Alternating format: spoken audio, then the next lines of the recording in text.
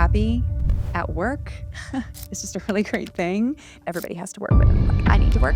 It was most important to me to be at a place where I fit. I just wanted to be happy. You mentioned you wanted to be happy. How would you stack rank your priorities in life? Health and family is definitely higher on the list than it was before. That naturally happens, I think, as you get older, but your perspective definitely changes as you start losing family. Growing up with just 10 classmates in rural West Texas, Sheri Killingsworth developed a genuine approach to relationships that now defines her leadership as SVP at Avenue 5. Though she commands conference stages with confidence, this self-described introverted extrovert needs quiet recovery time after the spotlight fades. Her path through the industry wasn't driven by ambition for titles. She prioritizes workplace happiness and finding the right cultural fit, reminding her marketing team that behind every deadline and demand, there's an apartment waiting to become someone's home. We have the best job, so enjoy it. Whenever you're feeling those pressures, just remember that you're not the one that's directly feeling that pressure, that it's someone else. So you don't put a lot of pressure on yourself, do you? I do. You do? Yeah. I say that marketing it's fun, but then if you ask my husband, he's like, oh my God, she's lying. He'd be like, she is stressed. She is stressed. I want to ask you one final question. What do you think people misunderstand about you? Wow. What do people misunderstand about me? Sheri, welcome to the show. Thank you. I'm excited to be here. Excited to have you on as well. Okay, so maybe we can just start with a little bit about your upbringing, where you grew up and all of that fun stuff. Yeah. I grew up in a very small town in Texas, West Texas.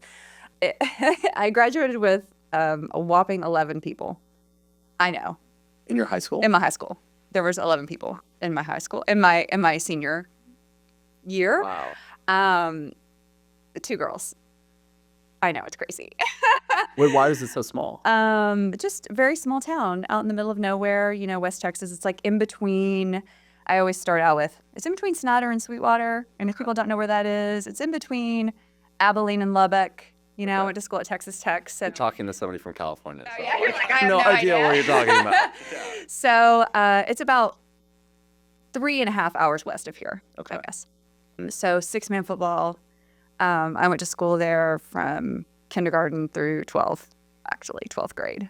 What was, every grade wasn't that small. It was only high school. It was small. Yep. Every grade was pretty much that small. Yeah. It wasn't a private school or anything? No. It's just rural country, very small West Texas. Okay. So it's kind of typical, of West Texas, I guess. Yeah. So yeah, I grew up on a farm, I guess you could say. We didn't really have a whole lot of animals aside from some cows and horses, and we had goats at one point. Never had any chickens or anything like that. But my dad was a cotton farmer, and then he had his own construction business for a while. So he actually built homes. He helped build homes and restaurants and all different kinds of things. So he did all kinds of stuff over the years. What about your mom? Mom actually worked at the school. Okay. So As a teacher? No, she was actually the secretary/bookkeeper to the superintendent. So she had a very important big job. But so I was always in check, at school. Always had to behave. She'd catch you. Yeah. Do you have any siblings? I have an older sister, Beverly. She's 6 years older than me. And she definitely did not like me growing up, I would say, because I wanted to be just like her. So I was always in her room and in her closet and just all up in her business, and she's very popular. I mean, she also had her graduating class, I think, had 9 people in it. So, it's easy to be popular in a town that small. But, she was all these things and I wanted to be just like her. And so I was always up in her business and she was just like, get out of my room. Yeah, because when you were in when she was in 12th grade, you were in 6th grade. Yeah. Which is a huge age difference at that time. Yeah. I was so bratty to her. And then I think whenever she went away to college and then I was in high school, and then I went to visit her, she was kind of like, oh, you're not so bad. I was like, yeah, I'm very cool. What you talking about? Yeah, because 6 years is it is definitely a big age gap when Yeah. you're younger. Like, how is your relationship with her now, I guess? It's good. She has two daughters who are, gosh, 28, 20. They're older. And so she lives in Georgetown, which is right outside of Austin.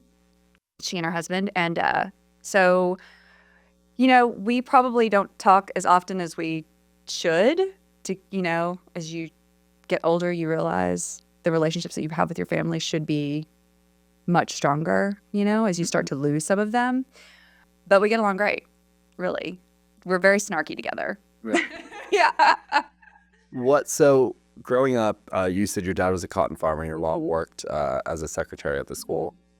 Is it fair to say that you were like middle class, or what was like the? Yeah, I would say that. I mean, I think it was relatively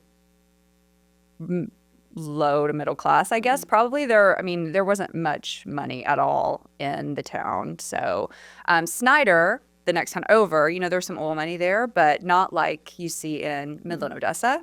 Of course, much smaller, on a much smaller scale. But yeah, it was a very, I would say, I hate to say poor, but it was. I mean, the school that I went to, the Hermely School, that's Hermely is the name of the town, is the same school that my dad went to. So like same old building, same everything. Wow. Yeah. So we had lots of roots there, but Was yeah. money like ever a problem growing up?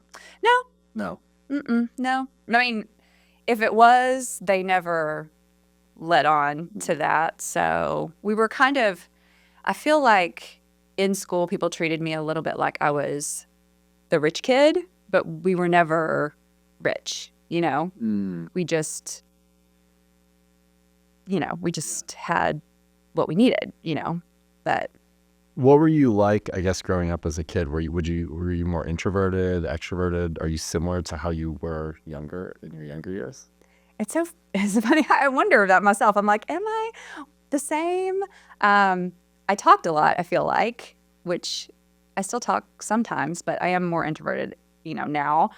But I was in like all the sports and I played, I did all the things because whenever you're in a school that small, that's just what you do. So basketball, cheerleading, one-act play, all of the like academic UIL things. So very involved. We lived, like I said, out in the country in the middle of nowhere. And so like going to a friend's house, like sneaking out in the middle of the night was not a thing. Like you did not do that because who was going to come pick you up? And where were you going to walk? Because the neighbor lived a field away. So, living on a dirt road and just, it's very country. So there were no parties and no like.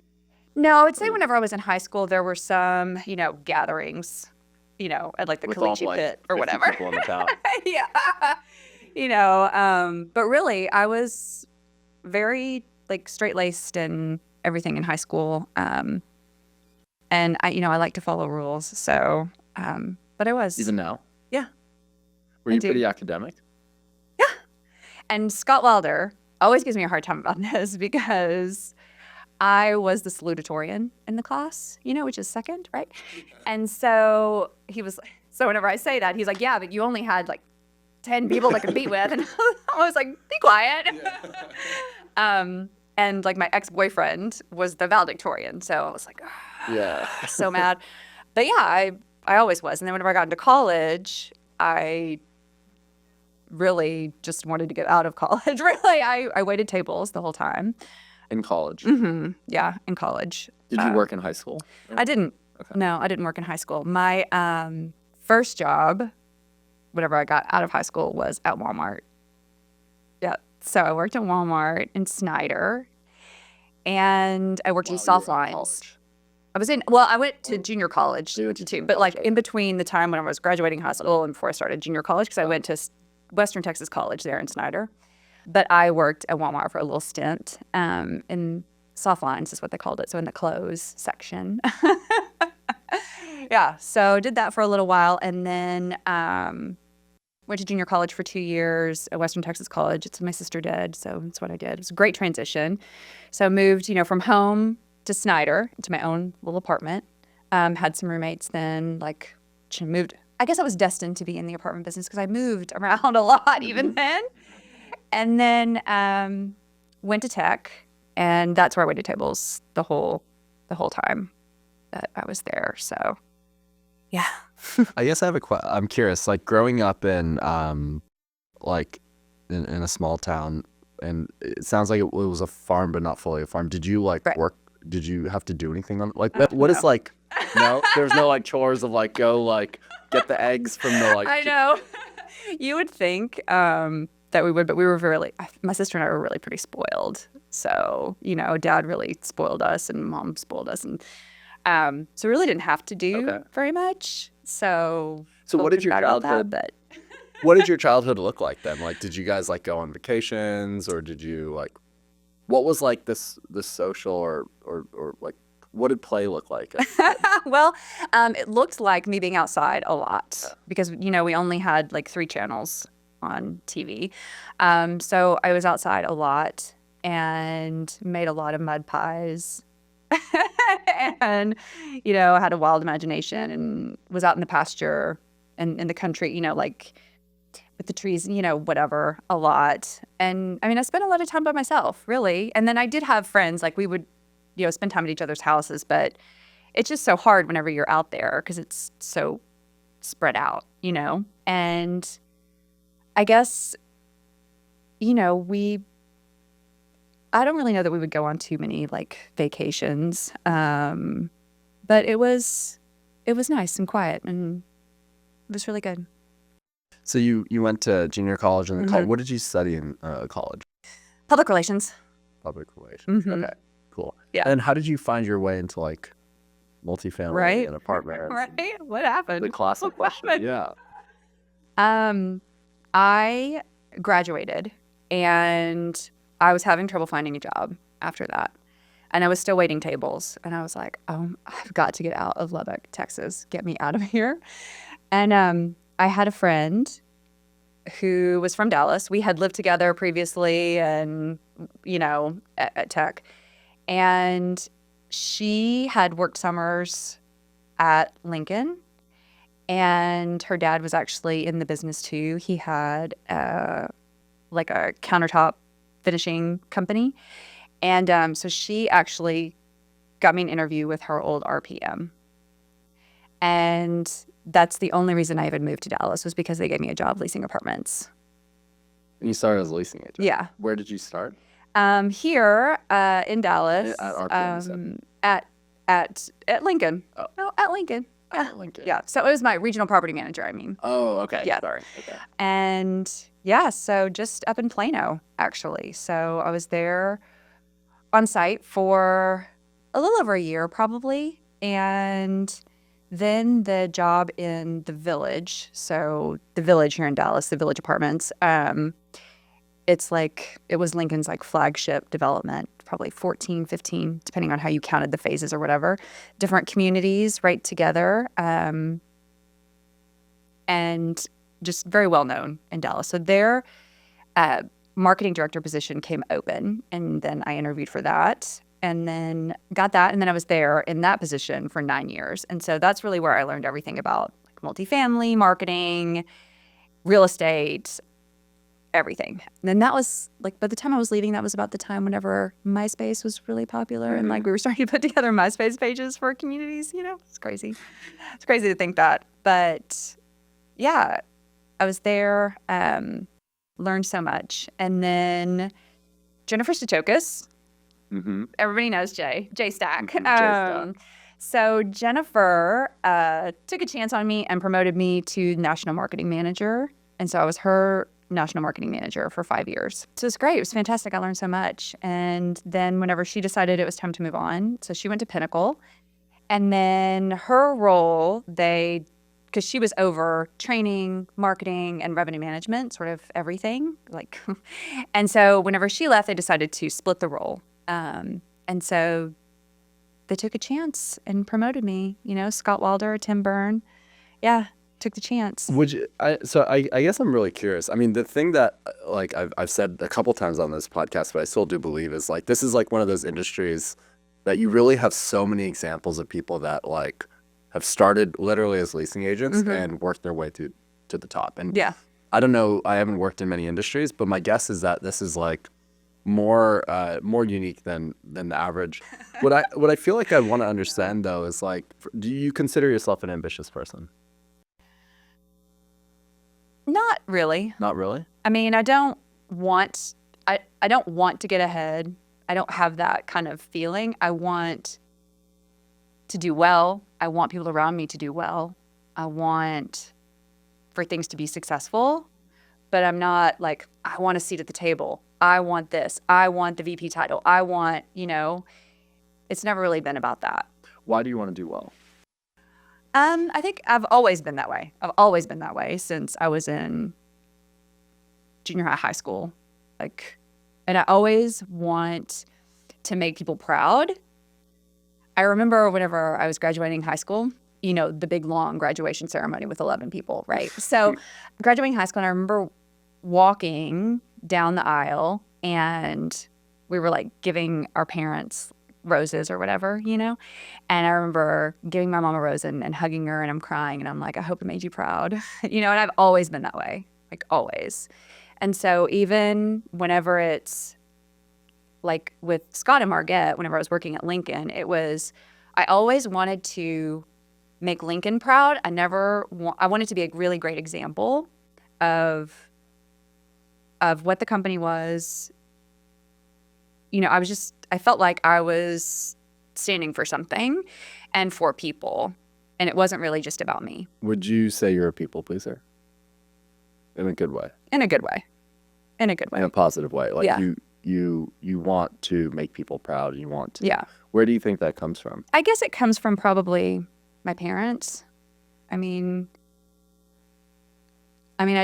think my dad, he was always a big cheerleader of people, and he was always so positive and supportive, and maybe that's where I get it. And my mom, I always remember her being so like much more quiet because my dad talked all the time. So dad was like very chattery. So I'm like, mom really, she didn't talk as much. But mom was always so helpful to everybody as well. I just never saw them be anything but great examples. And so I was really lucky for that. And I think that's where it comes from. I think about this question a lot. And because I've heard so many stories on this podcast, it's really interesting to see how people learn. I personally learn and have learned a lot through just I guess observing, but more observing on the internet. So reading and listening to podcasts and listening to TED Talks as a kid. But many people on the show and many people I've spoken to have learned a lot through observing their parents. And I think it's really interesting to see that oftentimes people don't really talk about what their parents told them. They talk about what they saw their parents do. Yeah. What else did you see your parents do growing up? Women work incredibly hard, never really cut corners or anything like that. They were always very, they never fought in front of me. But they fought. I never heard, I'm sure that they did. Yeah. I mean, who doesn't? Yeah. Right? Yeah.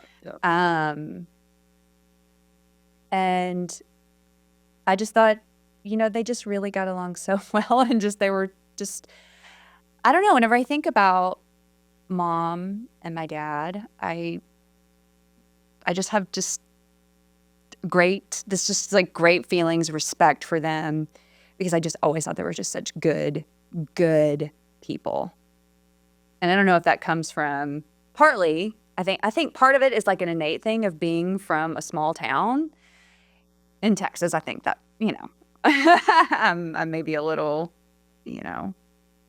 swayed there, but I think part of it is from being in a small town, just being that environment. You have a lot less influences. You know what I mean?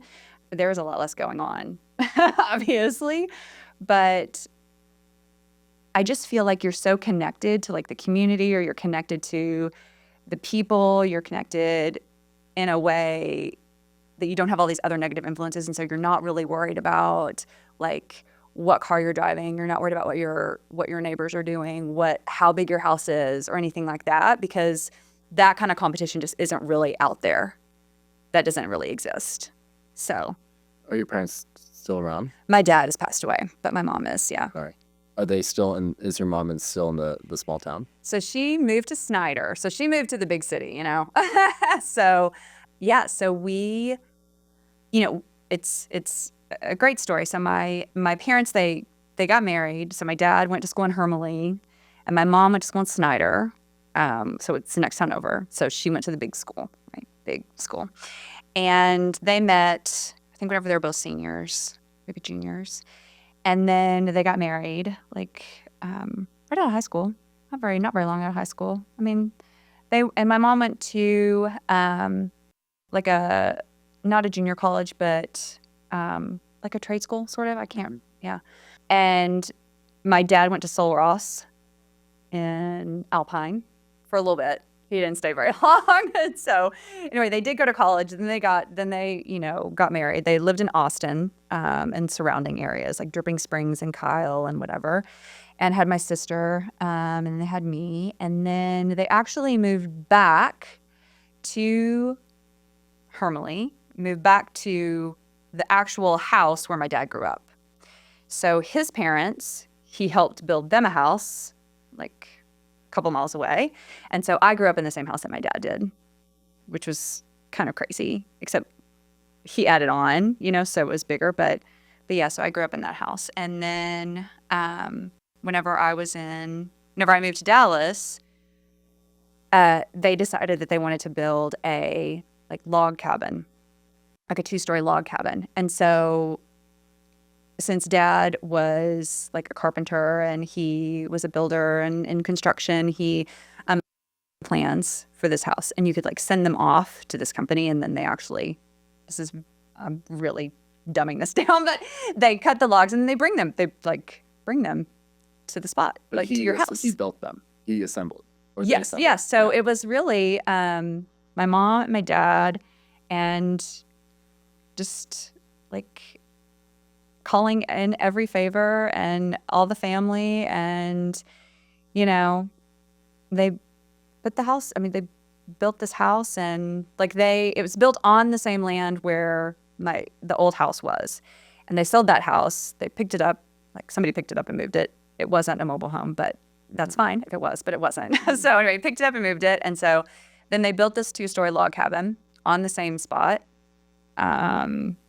And it was just incredible. Yeah. And so there's just so many memories out there. But then whenever my dad passed away, it's a lot for one person to be out there on 160 acres of land and by yourself. And sometimes you would go for days not seeing anybody, and it's just awful. Yeah. And so she finally could sell it and then moved to Snyder. Moved back to Snyder. So she lives in Snyder, and she's very happy. She lives near the park, and so it's great. Yeah. Would you ever move back to a small town? No. No. I don't think so. I say that now, but maybe if I was older and I wanted the things to be really, really slow. But I really love having a Target really just nearby. A Target.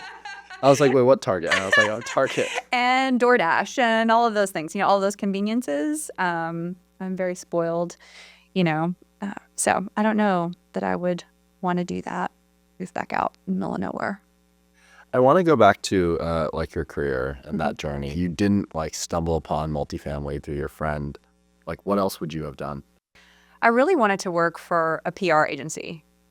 But I didn't do an internship whenever I was in college, and that was really that hurt me, I believe, in trying to find a job after. But that's what I always kind of wanted to do. You think I was thinking media and, getting in crisis comms and all of that. That's really the direction that I wanted to go. And then luckily through the journey at Lincoln, I was able to be part of the communications plan and do a lot of that. So to that end, I did get there a little bit, but in an alternate universe, yes, I would be, at a PR agency or something. Why PR of all things? I don't know. It just appealed to me whenever I was in school. I think it's because it was related a little bit to journalism. And whenever I was in high school, I really loved to write, and I really excelled at like feature writing and those sort of competitions. And so I kind of thought about journalism, but then I thought that PR sounded more fun and exciting. And then I just kind of went that direction. Yeah. I think what's really unique about your career, if I think about it, is you've been at companies for a long time. Is that intentional? No, Do you just I don't think it's intentional, but I was there. I mean, I was there, I felt like my whole life, really, at Lincoln. It was 23, almost 23 years probably. And it seemed like it was many different careers all in one, because I went from leasing then to the Village, and that was a big change. And then from the Village to the national team to like the corporate office, which was a huge change too. So, it felt very different, even though and this is one of the things that keeps you at companies too, I think, especially in multifamily, is that you make these friends, these stinking friends, and you have such a good relationship, and it's a lot of time it's not like going to work, which sounds so cheesy, but that is so true. And that's, I feel like, how a lot of us felt, is that it just didn't feel like work because we genuinely enjoyed each other's company and having projects together and traveling together and all of that. So, and I made lifelong friends there. Do you think, I don't know much about other industries, but do you have friends in other industries, and is it like different? I have some friends in other industries, and it is different. Like, one is in like an agency advertising world, and that's totally different. So she does not have that. And then, others that's like esthetician and all different kinds of things. Do you think it's because it's smaller, or why do you think like there's such a close knit? Because this was something that like kind of confused me in the beginning too. I was like, why is this like, because everybody would talk about it, and I realized it was true, but I didn't understand why. I don't know if it's because there's some sort of likeness to us all, and that's how we're all here. We're all a glutton for punishment. I don't know, but no. Or if it's that a lot of us, there's this tide that you feel like you're helping, right? That you are helping people, and you're there for a greater good, really. Even though that gets lost in the day-to-day. But I feel like everyone just,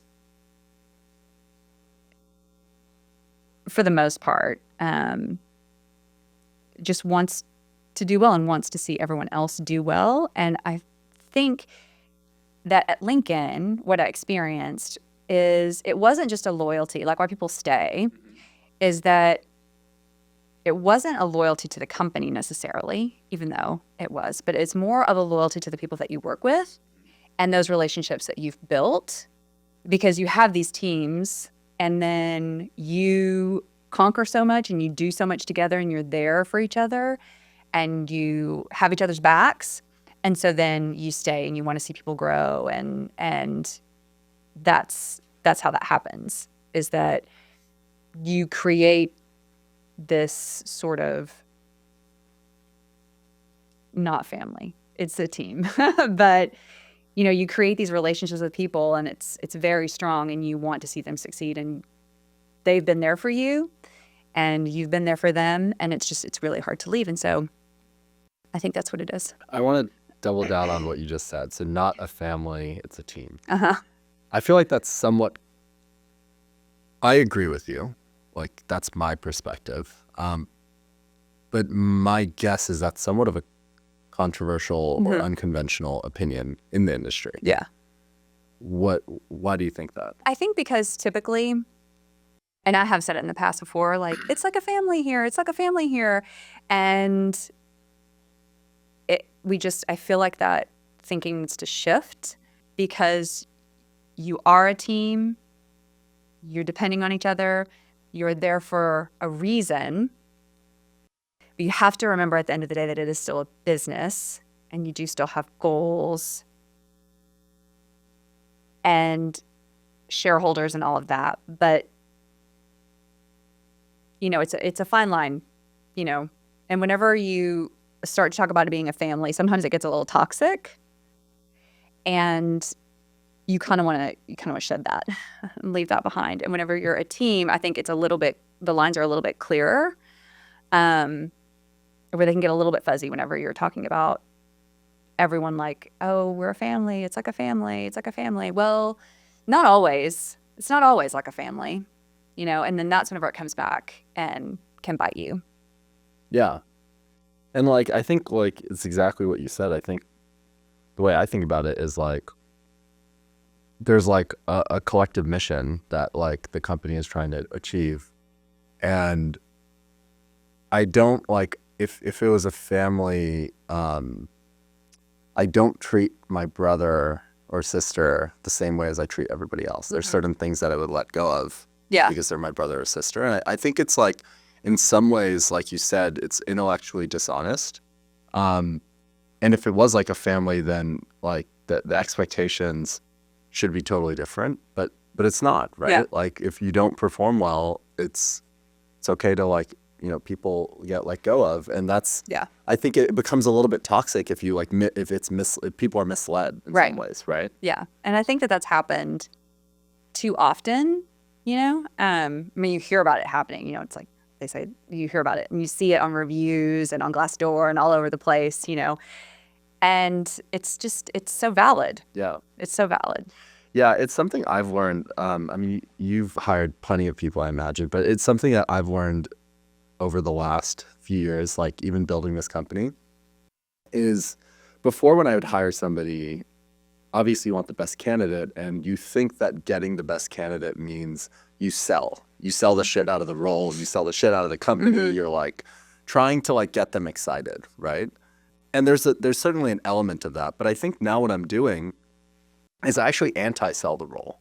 So I actually talk about all the things that like will make you not want to join. I'm like super clear in all our job descriptions of what our culture is like. You may have to work on the weekends. Yeah. Like, we're a performance-driven culture. And in some ways, I think that's actually going to create a much tighter company and organization, because the people that will fit with that culture, and it's slowly making sense why culture is so important, why people talk about culture, is the people that will fit with that will like connect with the company, and the people that don't will self-select out, which is what you want. Right.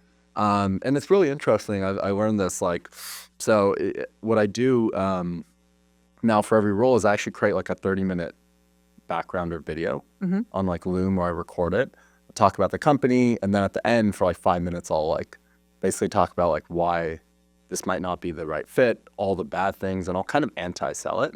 So if they're really into it, then they'll like opt in. They're like, that's a challenge, I'm in. That's a challenge, I'm in. And like, it's totally fine. Yeah. I mean, there's so like, everybody's at a different stage in their life. Everybody wants different things from their career. So you should find a role that like fits with what you want. And the last thing that you would want is bringing in somebody is for them to not be happy and then create like this toxicity inside of the team, because that's another horrible thing, Exactly. that you have to deal with. Yeah, and I think more companies should just be super ultra transparent on what you actually are. If you're like a company that regularly like works weekends, like say it. Yeah. If you're not, like say it. Like it's because you're not trying to like get the best person, you're trying to get the best person for your company. Right. Which is a huge difference. It is. There's so many successful people that we've hired or been exposed to where we know they've done excellent at other companies that didn't work in our company, and vice versa, right? I'm sure people that didn't work in our company have gone to other companies and have done much better. Yeah. Yeah, exactly. I mean, we saw people all the time leaving Lincoln, and they would go, that like didn't get promoted, or they wouldn't do this, and, they weren't performing, and then they would go somewhere else and then just absolutely flourish. Yeah. And not to say anything was wrong with them or us, it just, the cultures of each other just did not align. Yeah. The priorities. So I'm so interested. So you being at Lincoln for 23 years, you've seen it change so much. How big was it when you first joined? Oh gosh. Like in terms of units? Yeah, I don't even, God, I don't even Less know. than 10,000? Yeah, no, it was much bigger than that. It was Okay. probably, um, I mean, just in the village, it was like 7,500 units. Okay. So, I mean, it's probably 100, closer to 100, 100. Oh, so they've kind of 1,000? gradually. Yeah, They it's been like haven't, a slow growth. Okay, it's been a slow growth. Yeah, yeah. But, yeah, because they're at 200 or something ish now. I'm not really sure, but Yeah. but yeah, it was slow. You know, lots of organic growth because of the relationships with clients, and you know, that's how the business really grew. There was the start of client services with Margette Hefner. She was the first, right? Brought her over. Yeah, that was a new kind of shake up to Lincoln. Was like, oh, we have this new business person. I don't know, because every region was responsible for generating their own new business and clients, and so it's grown. They're still growing, that team, and it's growing and it's growing. So now they're hunters and farmers, but not just farmers, I would say. How much of your success do you think you would attribute to luck versus hard work? Huh.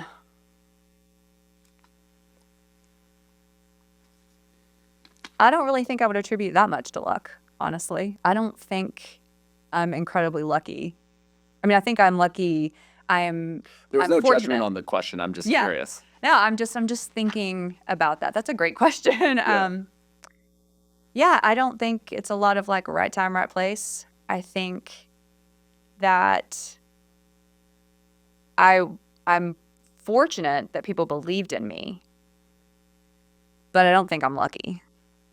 I have a interesting opinion on luck. I think like you can like manufacture luck, right? Like I think like if you put yourself out there more, and you're doing, especially early on in your career, I think if you're going to more job fairs, if you're like talking to more people, like it could be perceived after the fact that you got lucky because this one person introduced you. But in reality, that introduction was just a byproduct of you increasing like the surface area of opportunity. Right. Does that kind of make sense? Yeah, absolutely. So I think like it's an interesting question because like when I think about my journey, I would say I was definitely lucky. But at the same time, I think the question I ask myself is like, if somebody else was in my position, would they have manufactured the same opportunity? Right. Because there's so much pre-work that goes in, all the things that like you're doing to like get to manufacture that opportunity. Yeah. There's a lot of other factors that play into that as you are trying to create something, trying to grow something, trying to grow your career, whatever that is. But yeah. On the when you think about like advising people that like might just be leasing agents or starting out in their career, like what I guess advice would you have for them? And then if there's anything unconventional, like maybe you can call it out, unconventional advice.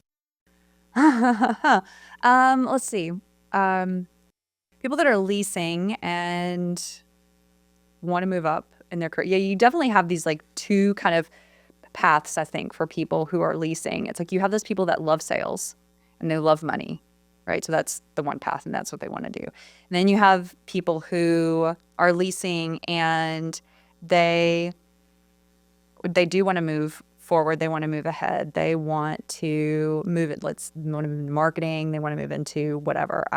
My best advice would be to become more educated, whether that's enrolling yourself in whatever kind of free things on LinkedIn or attending different things, webinars, always listening to podcasts, read a blog or two. I found that I learned a lot as I was growing up through my marketing life, from reading like a ton of things. Oh, really? Yeah. Well, like industry specific things or just anything? Just anything. Like And not necessarily like marketing books, but I was constantly reading blogs and articles and just everything. And I feel like that's really where I learned a lot of things about marketing. I mean, HubSpot was probably my greatest educator, I would say. All the blog posts and everything. Yeah.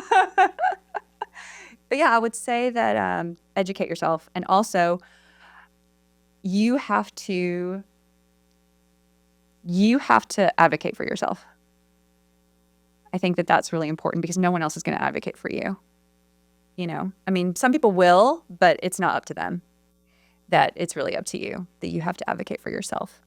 And I always got that advice, you know, from Scott and Margette. They're like, you have to advocate for yourself. Like, you have to, you know, let people know what you're doing. You have to, like, show off a little bit because no one else is going to speak up and people don't realize what you're doing.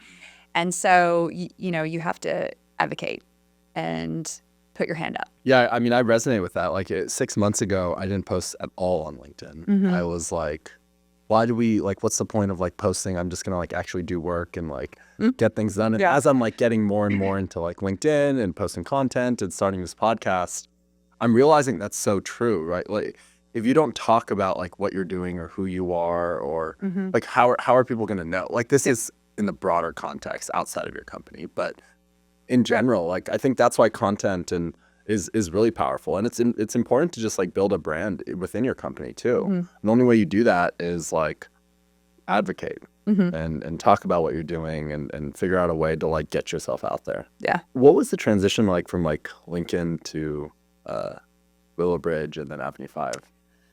Well, Willowbridge, it was interesting. It was such a great learning experience, I would say, because it was such a huge brand change.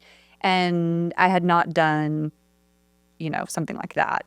It's much different than changing a brand for a community, changing it for an entire company, because it was more than, we're changing the brand. It was working with teams across the country and teams across all departments. So it was a huge learning experience, but it was different, you know, letting go of that name, Lincoln, and really trying to accept something new was really hard for a lot of people. But it was all the same people, same company, same structure, but there was just such a strong tie to that name and that brand. So it was difficult, but I think that people there now are accepting and they like it, and, you know, they're moving forward. And what about from Willowbridge to Avenue 5? You know, I had always, you know, whenever you're at one multifamily company and you're always looking and to see what everybody else is doing. And I had watched, you know, Avenue 5 for a while, and I always liked all of their marketing, like all of their corporate marketing and everything. And I never, in all my time, I had never really heard anything bad about Avenue 5, or, you know, they didn't have, like, I never heard any terrible stories or anything, you know. I just always heard great things about Avenue 5, and I really liked the brand, and I liked, like, it seemed like the culture was cool, and, you know. And so whenever I talked to them, I felt like, oh, this is where I'm supposed to be. And, you know, in the transition, I really just wanted to be, it was most important to me to be at a place where I fit. It wasn't really about like, oh, I need to be the head of the department. I need to do this. I need, you know, it wasn't about that. It wasn't about the title or where I was. I mean, I wanted to live in Texas, right? I didn't want to move. So that was a piece of it. It was really, really important to me to find a place where I just fit. And it didn't really matter exactly what that was within marketing. And it could have been on the supplier side, because I was totally open to that. I just wanted to be happy, because that was really just the most important thing to me. And so then whenever I talked to Gianna Negretti and Catherine Jacobson, I just fell in love, with the culture, the brand, even more than I had. And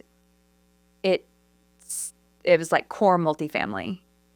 I don't know if that makes sense, and that's maybe what we were talking about a little bit whenever it's like everybody's kind of bound together in this industry a little bit and at companies, but it felt like home even just like from go. You mentioned you wanted to be happy. How would you stack rank like your priorities in life? Well, And how's that changed over time? it has. I always say it has. I think that health and family is definitely higher on the list than it was before. That naturally happens, I think, as you get older, but your perspective definitely changes as you start losing, family. And being happy at work is just a really great thing because I want to, obviously everybody not everybody has to work, but I mean, like I need to work and, I want to be happy and I want to make other people successful and to rise and to lift them up and for them to be successful. And that was like the most important thing to me. Yeah, I think family and health way above wealth or anything like that. If you had $50 million in your bank account, would you work? I think I would have to. Or I would go maybe crazy. I would have to do something. Yeah. I don't know if it would be this. This is challenging. I mean, It is challenging. Yeah. Are you pretty stressed on day to day? Sometimes it gets a little stressful. But it's still fun. And I always have to say, it's apartments. It's not like, we need to keep each other in check a little bit. Okay. We do marketing for apartments. So let's just calm down. I know that everybody gets like, it's easy to get frazzled. And because there's so many people wanting so many things from you and there's so many deadlines and so many numbers that you have to hit.